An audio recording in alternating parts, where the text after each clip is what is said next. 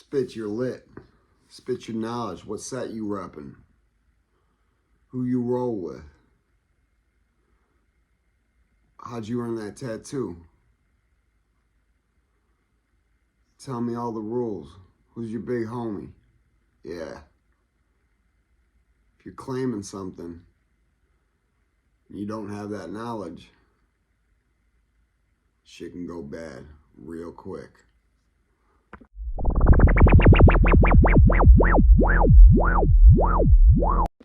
Nate G 219 to help it back and better here. Hope everybody's doing great. It's Tuesday morning. It's real early. Happy Valentine's Day. But it's going to be a quick one today.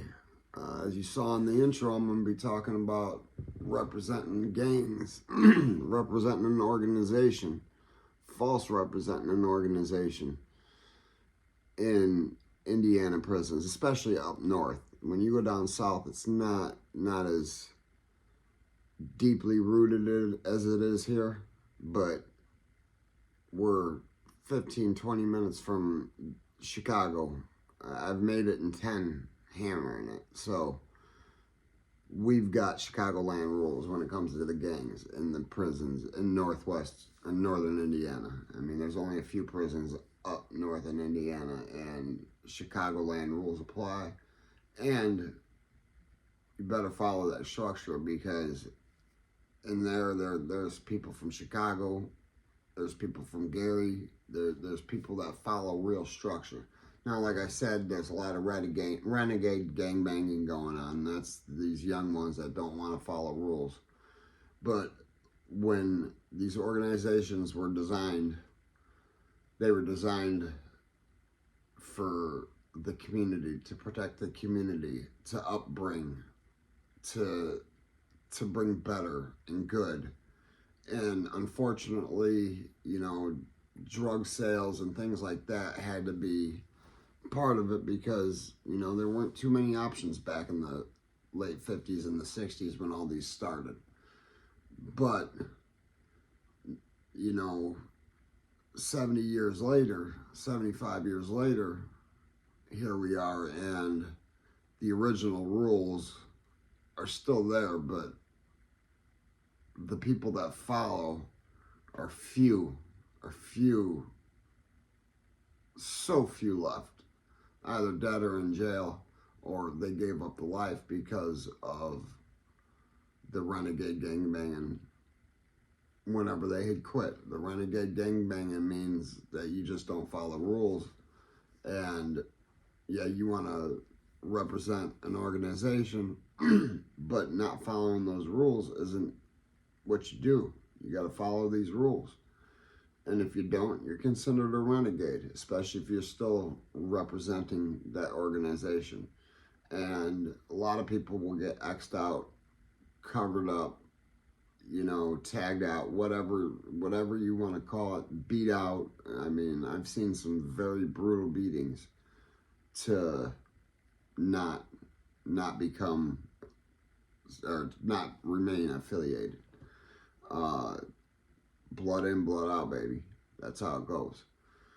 But when you go in an institution and say you got a gang-affiliated tattoo, and on the streets you were representing, saying you're a big gangster disciple, you're big Crip, you're Vice, or whatever you're saying you're representing, around here there's a lot of fake GDs.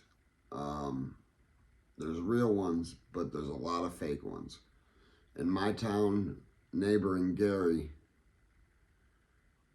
a lot of white kids want to be the gangster. And I'm not going to lie to you, when I was a kid, I wanted that. Well, most kids don't obtain it. I ended up obtaining becoming a gangster and gangbanging and stuff like that. Man, I regret it, but I am where I am now. I love my life. I love my wife, wonderful children, and my life's experience of all that bullshit put me here where I am right now. So, regrets, whatever it is, I don't know. I'm happy now, though. But let's get back into the false flagging and claiming something you're not. If you don't know your knowledge or your literature when you go into prison and you're representing an affiliation, you're going to get stomped out.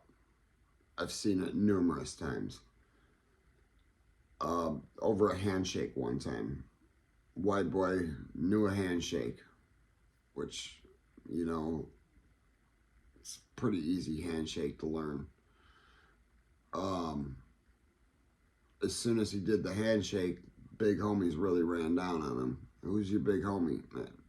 How long you been gangbanging? How long you been, and that, how long have you been a, you know, gangster? That's a question that's there's one answer and one answer only, and if you don't spit that answer, you're not a real, because that's one of the first things you learn, like. And his answer, since I was 12. Since I was 12. Well, for about 12 minutes, it was an on and off ass whooping for that guy. And I do remember seeing him getting put on the gurney and rolled out to the medical. I mean, they didn't kill him, they didn't stab him, but that was at Lakeside Level 1 and 2. So that's minimum medium security. Like I said, 350 people there. It gets serious, but he's lucky he wasn't 100 yards north behind the wall claiming that, because I saw somebody claiming they were big folks in there. And this was a black guy claiming he was big folks. There's a lot of white boys that will claim something because they want it so bad, but in order to become a part of a black organization as a white person that is a part of a black organization, we have to go hard, and we have to prove much harder, much more, just because of the simple fact that we're white. We are going to be looked at like we're not worthy of this because of we're not poverty, whatever the reason. And I'm not going to lie, we were coming over from Portage to Gary. Portage is a pretty wealthy area, but you drive 7 minutes west and you're in what used to be the murder capital of the United States. It's getting better nowadays. A lot of the projects are being torn down and stuff like that, but that's where the real gangbanging came in. That's where I knew my literature. But I also didn't go in actively rotating. I was not in rotation. I was in my 30s. I was out of that lifestyle at that point. Yeah, I was still selling dope, but at that point it was because I was addicted to drugs, not because I was trying to be freaking Noriega or something. I was addicted to drugs, and all I wanted to do is pay for my high and maybe get some gas. Pack of cigarettes or something, you know, nothing. I wasn't making assloads of money to where it was going to change lives or anything like that. Even though they charged me and portrayed me like that. Anyways, back to the gangs. There was a black kid claiming he was the GD, and he was asked who his big homie was, and he couldn't give that. He was screened, he failed the screening, and there was a very bad violation. And unfortunately, that young man is permanently messed up for the rest of his life. He obtained brain damage from the beating they put on him. They went in the cell. They had to have been in there 20 minutes, and you just hear it. Nobody's going to go down there and look. There's no guards doing passes and walkthroughs every 15 minutes or something. It's like every couple hours you might see a guard walk the range. And yeah, there's cameras, but they're pointed down the ranges. So if there's people in the cell, that the camera's not seeing anything. And that guy, I thought he was dead when they wheeled him past us. And like like normal, nobody got in trouble, nobody went to the hole. At least I don't think so. They might have. If so, they don't really care. Like I said, the hole's just another part of the prison. I mean, breakfast, lunch, and dinner in bed. If you've been there for 90 days, you get your TV. I mean, you can do your time back there if you can adjust your head to being locked into a cell for 22 and a half to 23 hours a day, sometimes longer than that, because sometimes rotations just don't work like they're supposed to. And also, if you can handle not ever going outside unless you have to go to medical or something like that, if once you're in IDU in the segregated unit, disciplinary segregation, there's no going outside for recreation. Like you see on TV, them cages, they do have them at that prison, but that's made for administrative segregation, not disciplinary segregation. Disciplinary segregation, it's they let you out of your cell and you're on the range. And there's like 12 cells on the bottom, 13 on the top, and there's 4 sections identical to that. It's really 2 sides that are split in half. That creates 4 sections. 4 25 cell sections. Each section has a shower, but the gangbanging, the false flagging. I'm sorry, I got ADD. I got the rambling. I'm trying to get back into the story. It's early. I got to go to work today. That false flagging is going to get you messed up.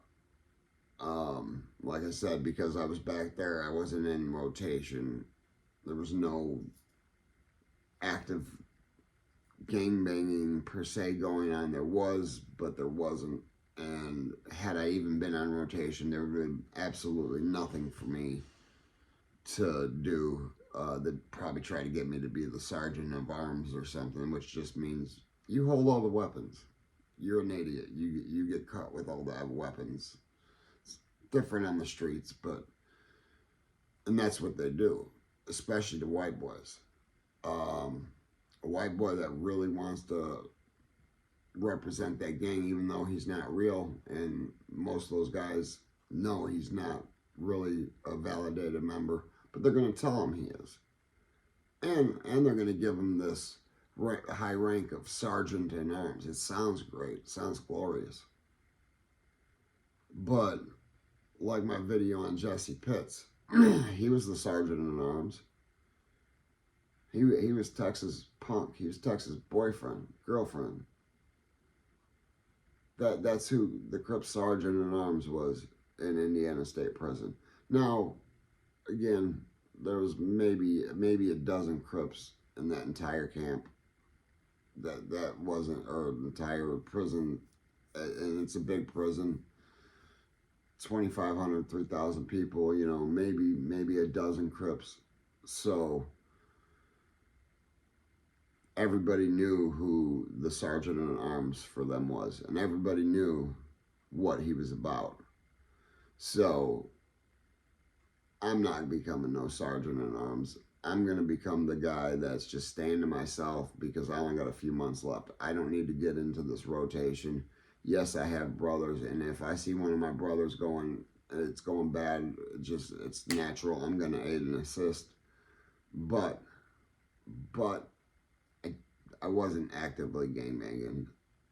I just wasn't doing it because of all the crap and all the unstructured things I had seen in the minimum medium. But when gangbanging goes wrong, it goes wrong. And when false flagging happens, man, don't do it. Better yet, how about you just don't join an organization? I mean, I can't say I fully regret joining it, but there's many parts of me that do regret it, because I'm on a security threat group list. That's a federal list that I'm on. It will follow me wherever I go. Cops run my name, pops up in the computer. It's just something that will forever be on me. I'll be a 72-year-old man getting pulled over. Are you still... Obviously, no, I'm not gangbanging officer, but yeah, that's the type of crap that happens when you are. And I've even seen false flaggers get put on the STG list because they've got a tattoo and they want to be that gangster. Okay, here's that status for you. But now you got to deal with the fact that you're not really a gangster. You're labeled as one by the prisons, so you're put in the idle dorms, the disciplined dorms, because you want to be a big gangster. Now you're in there with the gangsters that know their knowledge. Actually, a lot of them don't even know their knowledge. But they've been there, they've been actively gangbanging, so what they know no longer matters. You're the new guy. You got to prove to everybody else that you know it. And you're going to end up fighting your own brothers. If you are validated, if they do validate you, you are going to end up fighting with some of your brothers. They call it a TOH down in Florida, test of heart. I mean, we call it going bodies. Get, body shots, nothing. Neck the groin. That's that, body boxing. But those are your brothers. It's just no different than boxing with your friends. I mean, it goes a little harder than that, but if you're validated, I mean, that's the way it's going to go. If you're not validated and you're spitting the wrong knowledge, not only are you going to get your ass whooped, say you got that tattoo, you just pray that the way that you don't see that tattoo anymore is with more tattooing, which it'll just be a black blob or wherever you had it. I've seen people that have stars on their face blacked out because they weren't official. The best one, guy had this crown on his head, on his forehead. They screened him when he got to a maximum security facility. He was fine in the minimum security, run around. I'm a big G, I'm a big homie. He was a big heroin addict that did know some literature, but he got caught with another man performing a favor for that other man, and okay, that wasn't part of false flagging because he was a validated member, but he's no longer a validated member. He's got a black blob here, black blob here. Actually, it's a black line because he had 3 stars under his eye. He had the crown on his forehead, and God only knows what other black blobs he's got because he had a lot of gang tattoos. And I'm not gonna lie, most of them, I don't think he was a real validated member at the point of time of him putting most of these tattoos on. I don't know. He knew a lot of the knowledge, but I don't know that he was really validated. So there's a lot of that. There is a lot of people that know a whole lot of knowledge, so they can give you a lot of answers and trick people, but that's very few of them can do that. But yeah, don't go to prison false flagging. Try, if you end up on the road to prison and you are affiliated, if the cops don't know it, tell them no, I am not affiliated. Now, the prison's going to say, if we find out you are affiliated after this, it's a write-up. So, if you're all tatted up or anything, I mean, it's on your paperwork. Chances are it's on your paperwork. Don't lie to the prison, because they're going to STG you, which is a write-up. If you come in and just say, yes, I am this, and they photograph your tattoos, you're not going to be in any trouble. It's when you become affiliated in there. And plus, the only organizations that allow 100% people from prison to join while in prison are prison gangs. I'm not part of a prison gang. I'm not part of a prison organization, although the organization I am a part of has a lot of people in the joint. You cannot become what I am inside prison. You can't become any bit of what I am. Any branch. There's a lot of branches of us too. You cannot become validated in prison. Your big homie and your validation has got to come from the streets. So a lot of people don't know that. A lot of people think they're going to come to prison and they want to become big folks, or they want to become vice lord or something, whatever they want to become. I've seen a lot of people I like tricked into thinking they were, just because people are bored. There's nothing to do. So there's this little white boy. I want to be a folks. I want to be folks. All right, let's get you some knowledge.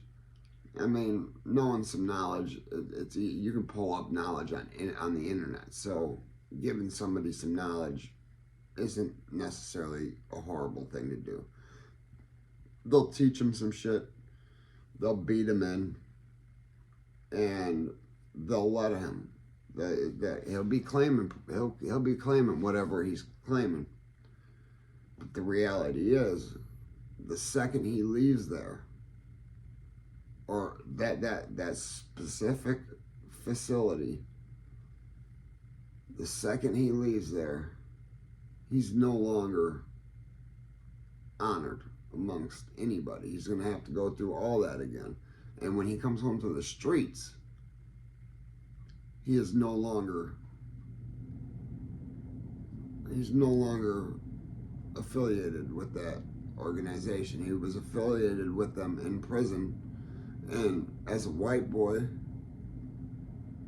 you're a send-off. They're going to send you to do the bullshit missions if you come in trying to become this, is what I'm saying. If you come in validated and you're really validated, you're going to be your own man, and you're not going to be a send-off, meaning you're not going to, like, you can get a white boy that wants to be folks. Hey, go whoop that dude. Go steal that dude's shit. Whatever you know.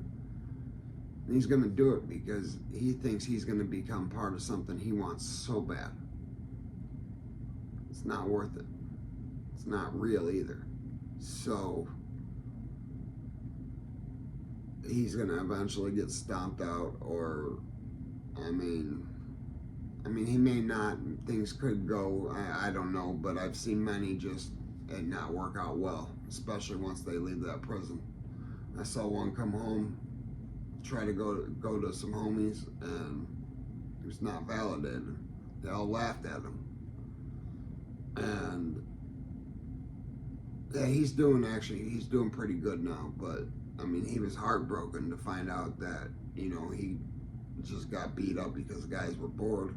He did all this. He stabbed 2 different people while he did some things that he really regrets, because he thought he was becoming a part of something bigger, and that these people were gonna help him and protect him, and they didn't.